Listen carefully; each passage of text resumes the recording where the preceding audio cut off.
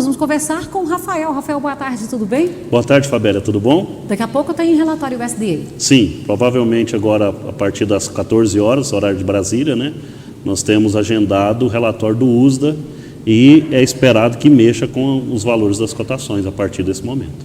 Então, quer dizer, hoje, no fim do dia, a gente já pode ter uma variável aí, uma oscilação, né, nas commodities? Sim, com certeza. Muito provavelmente, porque sempre quando vem essas previsões, né, essas expectativas do USDA, esse é um fator importante e afeta diretamente nas questões das cotações, principalmente no humor do comprador, do investidor. E o que é que deve trazer ali, ou se consolidar no relatório que vai mexer? O que é a expectativa para esse relatório? Fabélia, na realidade, a expectativa é que o USDA abaixe um pouco as expectativas de estoque e de produção da soja e do milho norte-americanos. E com isso, os players já se posicionam para números menores, né, tanto do estoque de passagem de um ano para o outro, e quanto à produção do ano passado. Haja visto que o ano anterior foi um ano muito difícil para a produção norte-americana, né? Eles enfrentaram muito intempéries com o clima lá. Pois é, e nessas intempéries climáticas, a gente tinha umas informações que os relatórios nunca apresentavam. Você acha que agora vai ser aquele momento de ajuste? Olha, Fabélia, é difícil a gente apontar essa situação, porque apesar dos números do USDA ser divergente com o mercado, via de regra são os números oficiais, são números que não dá para ficar não dá para embater, né? Não debate, se discute, porque o que tem oficialmente é aquilo. Aceita aquela posição ali, né? E se trabalha após isso, né? É claro que agora deve dar uma redução, porque realmente agora concluiu todas as questões de plantio e de colheita, aliás, principalmente colheita, então deve vir um número real, mas o mercado já não espera que mexa muita coisa nessa situação não, sabe, Fábio? Senhores, o que às vezes a gente vê e vem toda essa divergência é porque a gente tem, de repente, informação de que na hora do plantio está tudo alagado, não planta, e de repente onde está tudo alagado não é representativo dentro da produção americana. Exatamente, né? Nós podemos citar hoje o que está acontecendo no Rio Grande do Sul, né? Então, quer dizer, a região sul do Rio Grande do Sul está enfrentando uma seca muito grande. Quer dizer, é uma região dentro de um estado pequeno. Exatamente. Não que ele não tenha influência, por favor, em gaúchos. A gente sabe sim da importância do Rio Grande do Sul, mas não é essa região que vai pesar no resultado final da produção brasileira. Quando a gente leva para um todo, nós vamos ver Mato Grosso está com as produtividades muito altas. O estado do Paraná, apesar de ter enfrentado também dificuldade na hora do plantio, mas já deu uma recuperada muito boa nas suas produções. E a soja ela está se comportando de um modo diferenciado, né? Porque vem naquela dificuldade, de repente, deu um clima favorável, ela vai embora. A soja recupera bem, né, Fabélia? Então, muito diferente do milho, né? O milho que se não tiver as condições ideais, às vezes ele não te entrega no final aquilo que ele prometeu. Agora, a soja ela consegue enfrentar um pouco dessas adversidades climáticas, se recupera e no final entrega um número bem próximo daquilo que é o esperado pelo mercado. Isso podemos citar que foi o que aconteceu nos Estados Unidos. Falava-se em quebras grandes, chegou no final, a quebra realmente aconteceu, mas não foi tão grande assim quanto todo mundo esperava. Pois é, porque no início do plantio ali, a gente via o pessoal falando que está atrasado, de repente o relatório saía, falava que ele estava equivalente aos últimos 5 anos, está atrasado em relação ao ano anterior, mas considerando os últimos 5 anos, não está tão diferente. Certo. Seria isso, então, essa é a questão regional, é a questão da recuperação depois? Isso, um pouco de... Cada fator contribui um pouco para esse cenário, né? Tanto é que no plantio norte-americano, eles estavam enfrentando muita dificuldade por causa do excesso de umidade, né? Excesso de chuva, então não se permitia plantar, mas quando o tempo ajudou um pouco, o produtor norte-americano saiu a plantar, a semear a sua semente, tanto de milho principalmente, e depois foi para a soja. E o movimento dos produtores norte-americanos é muito alta tecnologia, Fabélia. Então, com pouco espaço de tempo, eles conseguiram plantar muita coisa. E aí, durante o período... Aquela eficiência do tempo. Exato. Coisa que acontece também com o nosso produtor brasileiro, graças a Deus, né? Tanto é que aqui também esse ano aconteceu isso, também né? Atrasou o plantio e, de repente, na hora que o tempo permitiu, plantou tudo. Na realidade, assim, o nosso regime aqui para dentro do estado de Goiás, ele ficou um mês fora da janela ideal. O que acontece?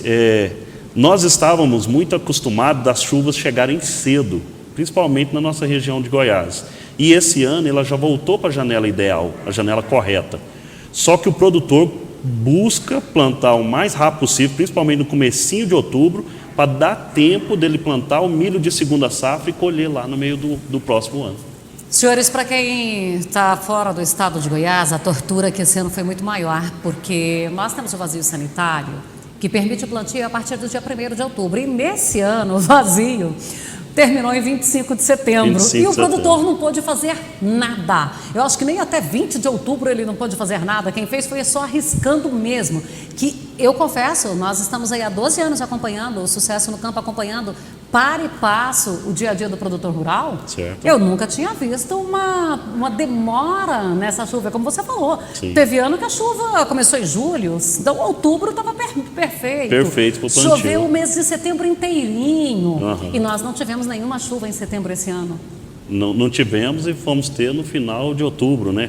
Até aconteceu algumas chuvas escassas, né? Espaçadas, mas não dava uma umidade suficiente. E quem plantou no começo de outubro, plantou arriscando.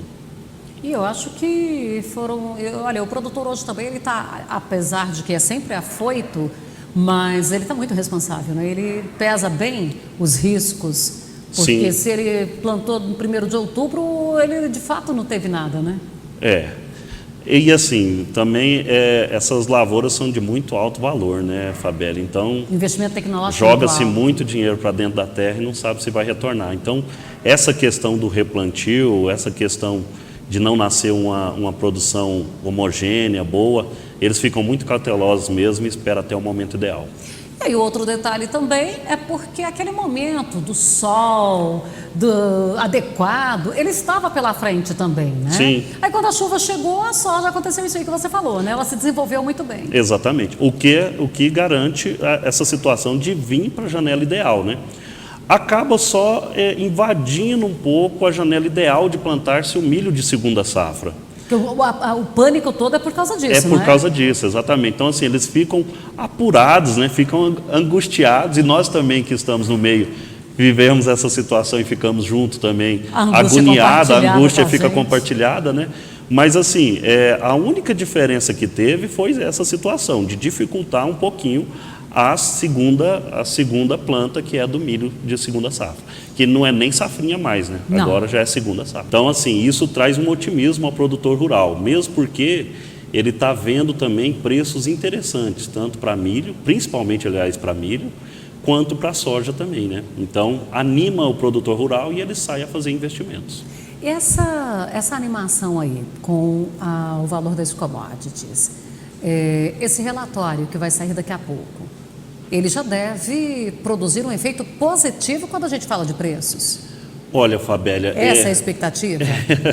É igual assim, eu sou muito cauteloso com os números do USDA. Por que eu te digo isso? Nos últimos 13 a 15 meses, nós tivemos apenas 2 relatórios que vieram favoráveis ao produtor rural brasileiro, principalmente brasileiro. Porque muitas das vezes eram números diferentes que era esperado pelo mercado, e quando esses números são lançados, dá uma frustração nos investidores. Então, o que acontece? Quando vem aquele número que a expectativa é frustrada, o investidor ele vai refazer as suas contas, aquilo que ele estava previsto para entrar e tomar como negociação, como comercialização, ele segura naquele primeiro momento, então ele vai acontecer aquela negociação só um pouco mais para frente, e isso dá uma pisada no freio, vamos dizer assim, com relação ao mercado. Então, Gasta-se alguns dias para os investidores diluírem aquele número e aí sim voltar a ter bom humor e voltar para a situação das comercializações. Nesta semana, numa das conversas aqui, eu não me recordo mais com quem foi, ainda falando assim, acho que foi com o Dirceu da Tequiagro, das negociações que o produtor fez até aqui. Que aquela situação, aliás, foi com o Milton da Integra, que aí disse assim que o produtor está aí com mais ou menos 50% comercializado. Perfeito. Ele fez a comercialização olhando o custo dele e está com aquela expectativa de colheita e não fez comercialização esperando o momento certo. Isso aí também pode contribuir, que às vezes não lá fora influenciar aqui, consegue desprender um pouquinho? O produtor brasileiro aprendeu a ser muito eficiente nessa questão dos seus custos, né, Fabélia? E realmente ele faz, até esse presente momento, só a questão do que ele já tem de compromisso. Buscando colher, guardar o seu produto e ter uma boa colheita na hora ali que chega esse momento de colheita, né? Que vamos começar agora no final de janeiro, ter algumas colheitas aqui já na região. Fevereiro é totalmente intenso e por causa que esse ano o período alongou um pouquinho no plantio, nós devemos invadir um pouquinho do mês de março. Mas assim, o que acontece é que ele fecha somente o número de segurança. A diferença, ele fica na expectativa da produção e do mercado, o que o mercado sinaliza lá na frente. Então, dali a pouco, ele vai começar a entregar os seus compromissos e a diferença fica para negociar até o final do ano. Para a gente encerrar, que essa movimentação do dólar, ela está positiva para o produtor? Porque o dólar esteve mais alto. Sim. Agora ele deu aquela equilibrada. Antes de ontem ele chegou a bater o nível de 4,08, né? E isso favorece as negociações. Fabélia, os economistas já veem no Brasil dólar acima de R$4. Muito dificilmente vai cair para os 3,90, 3,80. 3,99, aí já é coisa... É coisa do passado.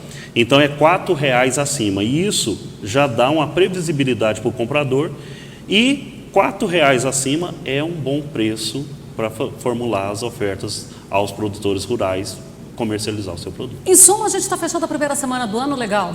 Nós temos bons motivos para o produtor ter um excelente ano. Temos que ficar somente atento no relatório do USDA, que é hoje, na questão da guerra comercial, que por dia 15 está marcado. Os papeizinhos para assinar? Isso, marcado a assinatura. A bandeira branca para ser hasteada. Bandeira branca, e aí nós vamos ver o conteúdo desse relatório.